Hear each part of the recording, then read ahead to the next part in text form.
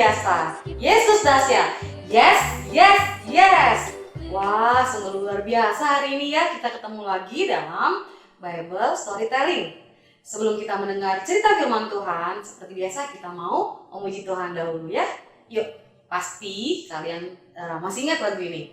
Kita nyanyi sama-sama, Yesus itulah satu-satunya.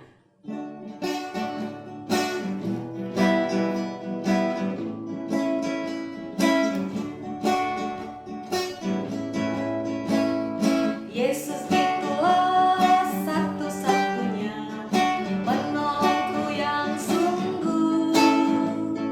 Dia berjanji akan kembali angkat kita semua. Oh, haleluya, puji Tuhan, upahku besar di surga. Oh, haleluya, puji Tuhan, upahku besar di surga. Sekali lagi ya, kita nyanyi sama-sama. Yesus itulah satu-satunya penolongku yang sungguh. Dia berjanji akan kembali angkat kita semua. Oh, haleluya, puji Tuhan, upahku besar di surga. Oh, haleluya, puji Tuhan, upahku besar di surga. Haleluya. Haleluya, puji Tuhan, upahku besar di surga. Oh, haleluya, puji Tuhan, upahku besar di surga. Upahku besar di surga. Upahku besar di surga. Oke, puji Tuhan, kita sudah memuji Tuhan, sudah menyenangkan hati Tuhan. Sekarang sebelum kita mendengar firman Tuhan, kita mau berdoa dulu bersama-sama ya. Mari lipat tangannya, tutup mata kita semua, sungguh-sungguh berdoa kepada Tuhan. Mari kita berdoa adik-adik.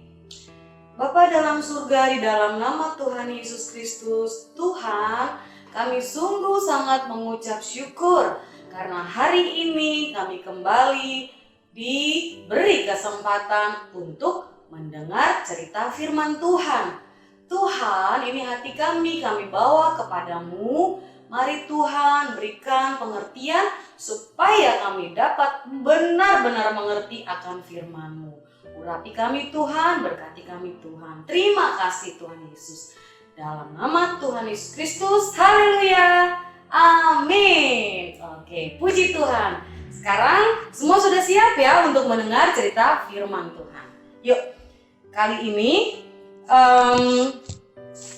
kalau orang mau tanya dulu sebelum kita masuk dalam cerita firman Tuhan. Adik-adik pasti pernah mengalami satu keadaan di mana adik-adik memiliki atau contoh kecilnya mengangkat satu beban yang berat sekali. Misalnya contohnya ada sebuah meja di rumah yang harus digeser untuk ke posisi yang lain. Tapi karena besarnya benda tersebut, meja tersebut, kita tuh gak bisa angkat sendirian. Terlalu berat. Sekalipun mungkin kita bisa angkat benda itu, tapi agak kesulitan seperti itu. Nah, di sini kita membutuhkan siapa teman-teman? Iya, pasti kita membutuhkan pertolongan orang lain. Karena apa? Ketika kita angkat meja itu yang berat itu dibantu oleh orang lain, pasti benda itu akan lebih ringan tentunya, tidak berat lagi. Dan pasti kita bisa memindahkannya dari tempat yang sebelumnya ke tempat yang kita mau. Nah, cerita firman Tuhan kali ini kita mencoba untuk tebak-tebakan, ya, coba menebak. Nih, awalnya seperti ini. Siapakah aku? Aku bukan seorang penjahat, tetapi aku sering dipenjara. Lalu, aku sering mendapat deraan yang begitu keras. Aku pun pernah dilempari batu. Dan bukan hanya itu, aku pun juga pernah berada dalam situasi kondisi yang maut seakan-akan selalu mengelilingi aku. Tahu ya adik-adik, maut itu maksudnya ada kecelakaan ini, kecelakaan itu ada di sekitar orang ini. Lalu aku juga pernah merasa lapar, tidak makan, tidak minum, sering berpuasa, tidak berpakaian, merasa kedinginan, kepanasan karena tidak memakai pakaian. Aku seorang pekerja yang keras, yang bekerja secara keras, melakukan segala sesuatu dengan luar biasa maksimal. Seperti itu adik-adik. Nah, coba adik-adik, siapa kira-kira orang ini? Nah, orang ini pun tidak tidak merasakan kesusahan orang lain. Ketika ada orang yang susah, hatinya pun merasa sedih atau ingin seperti membantu. Seperti itu. Yo, tebak, ada yang tahu siapa orang ini? Benar sekali, orang ini adalah Bapak Paulus. Iya, Paulus itu dahulu sebelumnya adalah seorang yang pernah menganiaya Tuhan Yesus. Tapi sekarang dia sudah bertobat, percaya, bahkan menjadi seorang yang dipakai Tuhan secara luar biasa. Pelayanannya hebat. Banyak orang-orang yang tidak mengenal Tuhan Yesus datang dan menjadi percaya, bertobat dan menjadi percaya kepada Tuhan Yesus. Tapi nih adik-adik, saat ini Paulus atau Bapak Paulus sedang sendirian dalam keadaan yang ditahan di dalam sebuah penjara atau disebut tawanan. Tawanan itu orang yang menempati sebuah penjara. Tahu ya, seperti cerita-cerita sebelumnya, penjara itu seperti apa? Tidak enak, tidak mengenakan. Sendirian, lalu kakinya pun juga diikat seperti tidak bisa kemana-mana gitu.